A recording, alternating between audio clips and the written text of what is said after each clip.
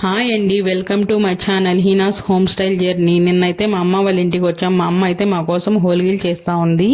ముందుగా దానికి కావాల్సిన ఇంగ్రీడియంట్స్ కొబ్బరి, యాలక్కి బుడ్లు, అలాగే బెల్లం, శనగబ్యాళ్ళు, మైదా పిండి. శనగబ్యాళ్ళు అయితే ముందుగానే క్లీన్ చేసుకొని నీళ్ళు అయితే నానబెట్టుకోవాలి.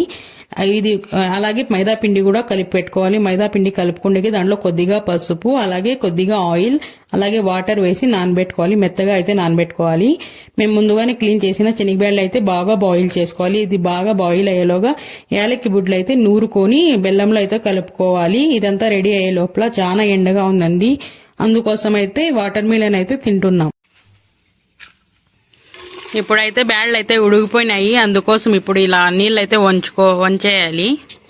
ఈ నీళ్ళతో రసం కూడా పెట్టుకోవచ్చు, చాలా బాగుంటుంది. వంచేసి డ్రైగా అయిన తర్వాత బెల్లం కలుపుకొని ఒక 5 to 10 minutes అయితే పొయ్యి మీద పెట్టేయాల. మేమైతే ఈరోజు కట్టెల పొయ్యి మీద చేస్తూ ఉన్నాము. మినిట్స్ పొయ్యి మీద పెట్టిన తర్వాత దించేసి ఇలా మసాలా బండ పైన అయితే నూరుకోవాలి. ఈ మసాలా బండ్లంట, ఈ పొయ్యిలంట అంతా విలేజ్లో అయితేనే బాగుంటుంది. మా అమ్మమ్మ వాళ్ళ ఇంటి దగ్గర ఇవన్నీ ఉన్నాయి, అందుకు మా అమ్మమ్మ వాళ్ళ ఇంటి దగ్గర అయితే చేస్తూ ఉన్నాం. వేడిగా ఉన్నప్పుడే నూరుకోవాలా, బాగా ఇది అయిపోతుంది. లేకపోతే చల్లగా అయిపోతే మళ్ళీ నూరలేము. ఇది మిక్సీలో కూడా చేసుకోవచ్చు, కానీ పల్లెల్లో ఉండే వాళ్ళైతే ఇలాగే నూరుకుంటారు. ఇలా నూరుకొని చేసుకుంటేనే చాలా బాగుంటుంది.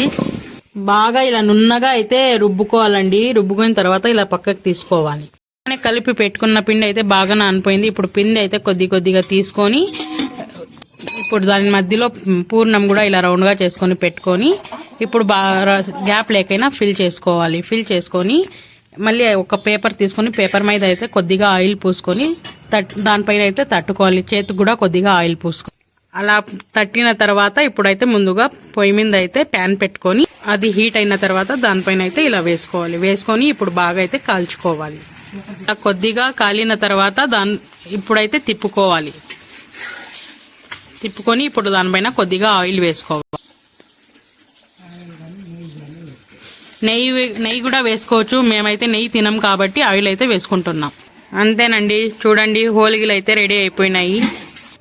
వేడి హోల్గీలు అయితే రెడీ అయిపోయిందండి. దీని కాంబినేషన్గా పాలు, నెయ్యి వేసుకొని తింటే సూపర్గా ఉంటుంది. నేనైతే నెయ్యి తినను, పాలు అయితే వేసుకొని తింటాను. నెయ్యి వేసుకొని తింటే కూడా చాలా బాగుంటుందని మా హస్బెండ్ అయితే చెప్పారు. మీకు ఈ వీడియో నచ్చినట్లయితే లైక్ చేసి సబ్స్క్రైబ్ చేయండి.